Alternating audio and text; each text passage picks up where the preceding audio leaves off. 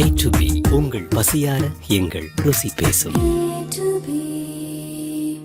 கற்ற கல்வி ஒருவருக்கு எருமையும் ஏமாப்புடைத்து என்று சொன்னார். ஒரு தலைமுறையில பெறுகிற கல்வி என்பது 7 தலைமுறைக்கு அதை சார்ந்து அந்த குடும்பத்தை சார்ந்து அவர்களுக்கு சிறப்பாக அமைவதாக வள்ளுவர் பெருந்தகை சொல்லி இருக்கிறார்கள். அதேபோல நெல்சன் மண்டேலா அவர்கள் கல்வியே மனிதனை மேம்படுத்தும் மிகப்பெரிய ஆயுதம் என்று நெல்சன் மண்டேலா அவர்கள் குறிப்பிட்டிருக்கிறார்கள். அதேபோல இந்திய குடியரசினுடைய தலைவராக இருந்து மறைந்த டாக்டர் APJ அப்துல் கலாம் அவர்கள் வாழ்க்கையை மாற்றும் மந்திரம் கல்வி என்று கூறியிருக்கிறார், எடுத்துக்காட்டியிருக்கிறார். அதேபோல அரிஸ்டாட்டில் அவர்கள் கல்வி என்பது வாழ்க்கையை நேர்த்தியாக்கும் கலை என்று சொல்லியிருக்கிறார். அதே போல ஐன்ஸ்டீன் அவர்கள் கல்வி என்பது அறிவுக்கு வழிகாட்டியாக இருக்கிறது என்று எடுத்துக்காட்டியிருக்கிறார். இந்த தமிழ்நாட்டை பண்படுத்திய பேரறிஞர் பெருந்தகை அண்ணா அவர்கள் கல்வி இல்லாதவர் வாழ்க்கை இருளில் தடுமாறுதல் என்கிற நிலையிலே கொண்டு போய்விடும், எனவே கல்வி அனைவருக்கும் அவசியம் என்று பேரறிஞர் பெருந்தகை அண்ணா அவர்கள் குறிப்பிட்டிருக்கிறார். அதே போல அரசியல் சட்டத்தை உருவாக்கியவர்களே ஒருவரான சட்டமேதை டாக்டர் பாபா சாஹேப் அம்பேத்கர் அவர்கள் கல்வியை பற்றி குறிப்பிடுகிற போது சமூக மாற்றத்திற்கான முதன்மை சக்தி கல்வி என்று குறிப்பிட்டிருக்கிறார். அதே போல அண்ணல் மகாத்மா காந்தி அவர்கள் கல்வி என்பது உங்களுடைய இதயத்தை முன்னேற்றுவதற்கான வழி என்று குறிப்பிட்டிருக்கிறார்.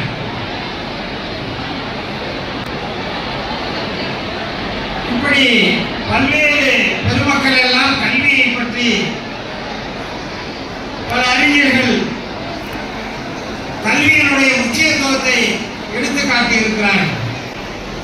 ஒரு நாடு வளமாவதும் பாதுகாக்கப்படுவதும் அந்நாட்டு மக்களின் உழைப்பால் கல்வியால் தான் ஆகும் என்பது தீர்க்கமான ஒன்று. சுயமரியாதையும் கல்வியுமே இந்த சமூகத்தை உயர்த்தும் என்று உறக்கச் சொன்னவர் தந்தை பெரியார் அவர்கள். பேரறிஞர் அண்ணா அவர்களை பார்த்து பத்திரிகையாளர்கள் கேட்டார். பேரறிஞர் அண்ணா அவர்கள் முதலமைச்சராக பொறுப்பேற்று ஆட்சி நடத்தி கொண்டிருந்த நேரம், அப்போது பத்திரிகையாளர்கள் மாணவர்கள் கூச்சலிடுகிறார்கள், மாணவர்கள் போர்க்குரல் எழுப்புகிறார்கள் என்பதற்காக சட்டமன்றத்தை தனியாக கூட்டுகிறீர்கள், ஒரு அவசர சட்டத்தை நிறைவேற்றுகிறீர்களா என்று கேட்டார். அதற்கு பேரறிஞர் பெருந்தகை அண்ணா அவர்கள் சொன்னார்கள், தமிழ்நாட்டிலே தமிழும் ஆங்கிலமும் தான் இருக்க வேண்டும் என்பது மாணவர்கள் மாணவிகளுடைய விருப்பம். எனவே அந்த இருமொழி கொள்கைக்காக சட்டமன்றத்தை கூட்டியிருக்கிறேன். மாணவர்களுடைய கோரிக்கைகளை அணியோடு பரிசீலித்திருக்கிறேன் என்று பேரறிஞர் பெருந்தகை அண்ணா அவர்கள் குறிப்பிட்டார். இன்றைக்கு இந்தியாவிலேயே உயர்கல்வி பெற்ற மாநிலமாக தமிழ்நாடு விளங்கிக் கொண்டிருக்கிறது. தாயுள்ளத்தோடு இதோ நான் இருக்கிறேன், குழந்தைகள் எல்லாம் நன்றாக படிக்க வேண்டும், எதிர்கால